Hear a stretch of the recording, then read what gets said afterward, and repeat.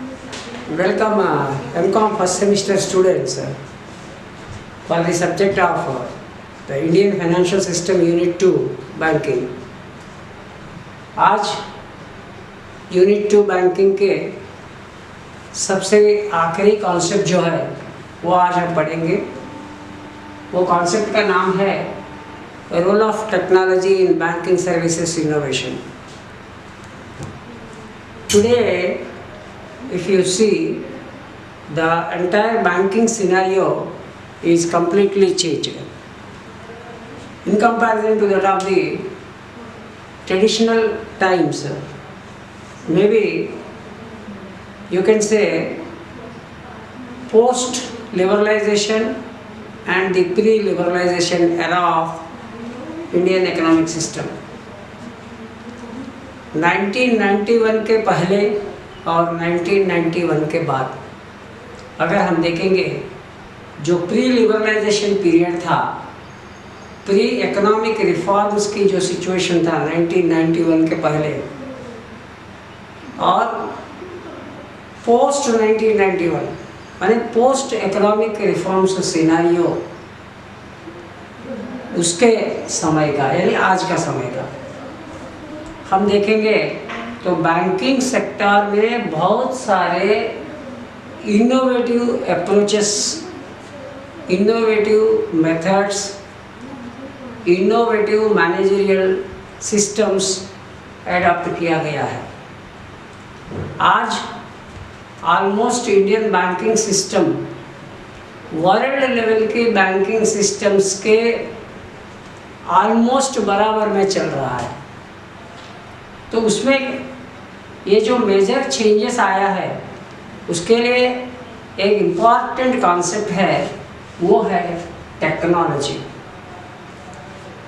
भारत देश में information technology and technological innovations जब से शुरुआत हुआ है तब से बैंकिंग सेक्टर में gradual changes of methods and measures and applications, बहुत सारे चेंजेस होते आ रहा है। और effective banking services, accurate banking services, transparent banking services and systematic banking services, ये सभी बातें because of the influence of technology, particularly information technology के ज़रिए हो रहा है। तो ये जो टेक्नोलॉजी का जो रोल है वो दो पार्टीज़ को भी लागू हो रहा है। तो बैंकिंग सिस्टम में दो पार्टीज़ कौन है? एक है बैंकर और दूसरा है कस्टमर। तो बैंकर और कस्टमर दोनों को एफिशिएंट लेवल में सर्विसेज प्रोवाइड करने के लिए टेक्नोलॉजी का एडॉप्शन हो गया है। और हर दिन ये जो टेक्नोलॉजी का एडॉप्शन जो है वो नए नए डायमेंशंस एंड डायरेक्शंस में जा रहा है। तो इसके मेन उद्देश्य क्या है? टेक्नोलॉजी यूज़ करने की मेन उद्देश्य क्या है? To enhance the core banking value, ये सबसे इम्पॉर्टेंट है। कोर बैंकिंग वैल्यूज़ जो है effective service provision, accurate maintenance of accounts and real time banking scenario, ये सभी बातें अपने को कोर बैंकिंग वैल्यूज़ में आता है, उसको इम्प्लीमेंट करने में हो रहा है। उसके बाद information is a main agenda, चाहे वो बैंकर हो या कस्टमर हो। Information at the finger tips, information at the time whenever and wherever they demand, ऐसी जो चीज़ें हैं वो अपने को हो रहा है। इलेक्ट्रॉनिक इंटरफेस, टेक्नोलॉजी में इलेक्ट्रॉनिक इंटरफेस, डिजिटल इंटरफेस की जो बहुत सारी बातें जो हो रहा है वो अपने को इनोवेटिव ट्रेंड बता सकते हैं अपन। उसके बाद digitalisation, complete banking transactions and banking activities and services जो है वो कंप्लीट डिजिटलाइजेशन के तरफ जा रहा है। उसके बाद बैंकर को भी एम्पावर किया जा रहा है, कस्टमर को भी एम्पावर किया जा रहा है। बैंकर के अंदर जो एम्प्लॉयर है, एम्प्लॉइज़ है, उनको भी एम्पावर किया जा रहा है टेक्नोलॉजी के ज़रिए। तो ये सभी बातें अपने को लागू हो रहा है। तो अजी अगर आप देखेंगे, आज जो इनोवेटिव अप्रोचेस है, इनोवेटिव टेक्निक से यूज़ कर रहे हैं, ट्रेंड्स यूज़ कर रहे हैं, उसमें सबसे पहला बात है इंटरनेट बैंकिंग। सबसे पहला बात है internet banking. Using the internet for delivering the banking services. Bharat में करीब करीब 30 ईयर्स से इंटरनेट बैंकिंग शुरू हो गया है। करीब करीब 30 ईयर्स से बैंकिंग में इंटरनेट सर्विसेज प्रोवाइड हो गया और बैंकिंग में भी इंक्लूड करना शुरू हो गया। फिर दूसरी बात है बिजनेस इंटेलिजेंस। बिजनेस इंटेलिजेंस इसको भी बहुत सारी जगह पे यूज़ कर रहे हैं बैंक्स। उसके लिए उनके अलग से उनकी जो स्ट्रक्चरल टेक्नोलॉजी है, टेक्नोलॉजिकल एडजस्टमेंट्स जो है वो कर रहा है।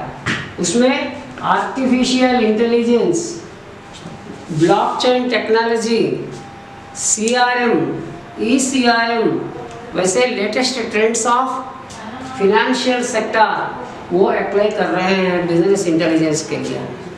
फिर उसके बाद है risk management information system.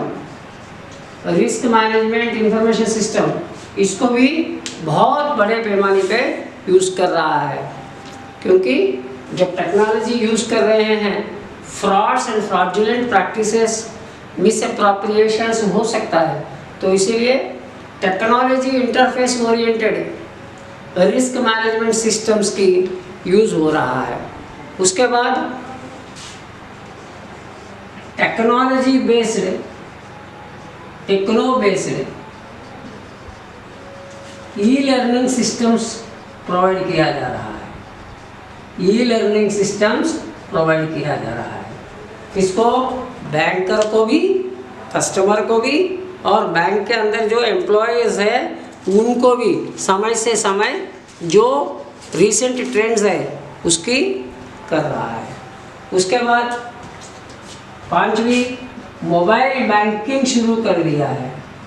Mobile banking operations जो है वो शुरू किया गया है मोबाइल के ज़रिए। आजकल मोबाइल एक साधारण सा पाम टॉप जैसे उसको बोलते हैं, उसके हिसाब से बैंकिंग की जो सर्विसेज प्रोविज़न जो है वो मोबाइल बैंकिंग के ज़रिए हो रहा है। पर्टिकुलरली अभी एंड्रॉयड मोबाइल का बहुत सारे यूज़ होते जा रहा है।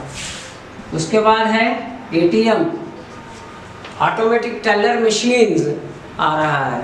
उसमें क्या है, एक तो कैश वेंडिंग भी है और दूसरा कैश रिसीप्ट्स भी है। तो ये सभी बातें अपन ATM सर्विसेज के ज़रिए हो रहा है।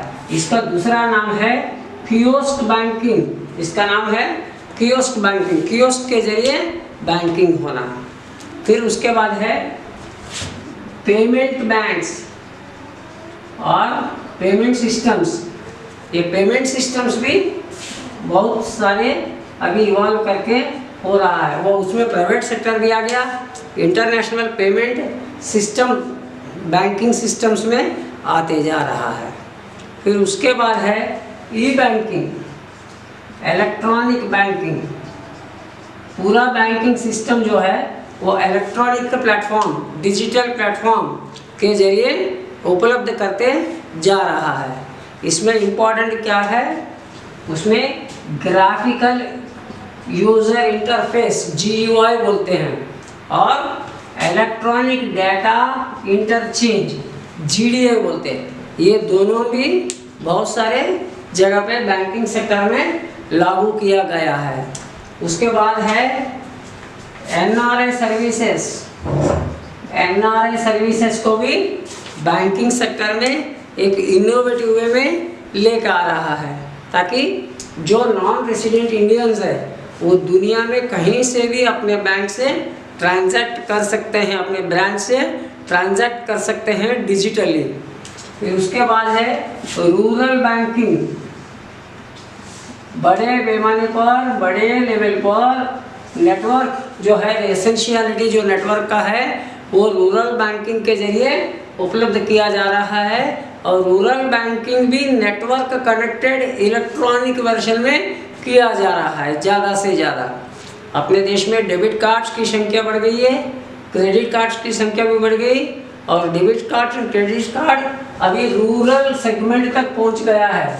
तो इसीलिए अपने को रूरल बैंकिंग को भी स्ट्रेंथन करना जरूरी है।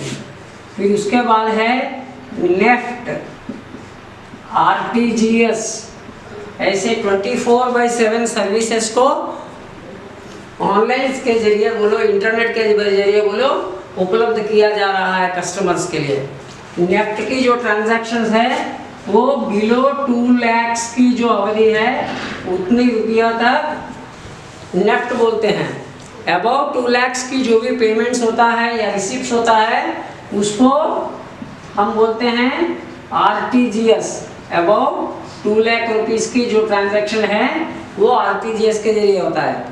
एनईएफटी नेफ्ट का फुल फॉर्म है नेशनल इलेक्ट्रॉनिक फंड ट्रांसफर, और आरटीजीएस का फुल फॉर्म है रियल टाइम ग्रॉस सेटलमेंट, इसके अंतर्गत ये होता है। फिर उसके बाद नेक्स्ट आइटम है प्लास्टिक मनी। बहुत सारे जगह पे यूज ऑफ प्लास्टिक मनी हो रहा है, यानी visa card, master card, ATM जैसे कार्ड्स जो है वो प्लास्टिक मनी के जरिए हो रहा है। फिर उसके बाद है remote banking. Remote banking, remote areas पे भी बैंकिंग करना, और रिमोट एरियाज में जब बैंकिंग सर्विसेज प्रोवाइड कर रहे हैं हर जगह में kiosk based management of banking system हो रहा है।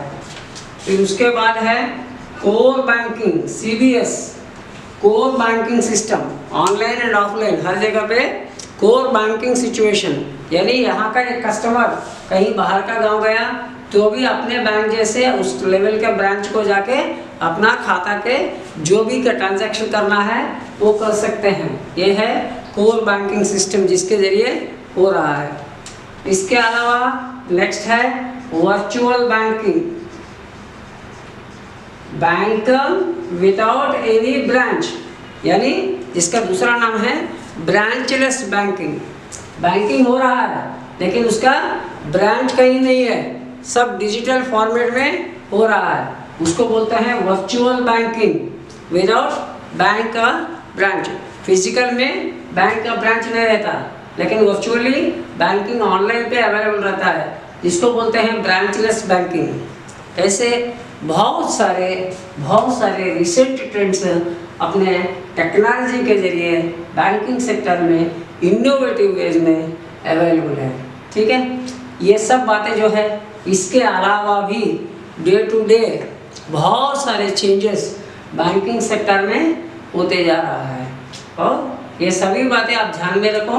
These are all the recent trends with the technology enabled banking services at innovative level taking place in the sector of Indian banking. Okay, कल से अपन पढ़ेंगे यूनिट 3 जिसका heading है insurance.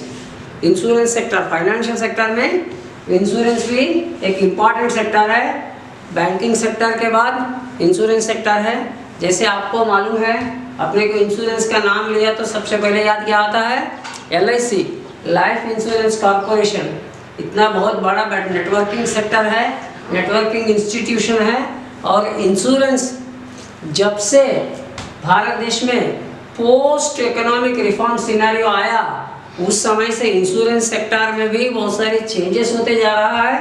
इसीलिए banking sector के बाद सेकंड बिगेस्ट सेक्टर अगर financial environment में, फाइनेंशियल मार्केट्स में अपन देखेंगे तो ऑटोमेटिकली फाइनेंशियल इंस्टीट्यूशन में इंश्योरेंस सेक्टर आता है। तो insurance sector unit 3 next class में अपन पढ़ेंगे। Okay, thank you very much.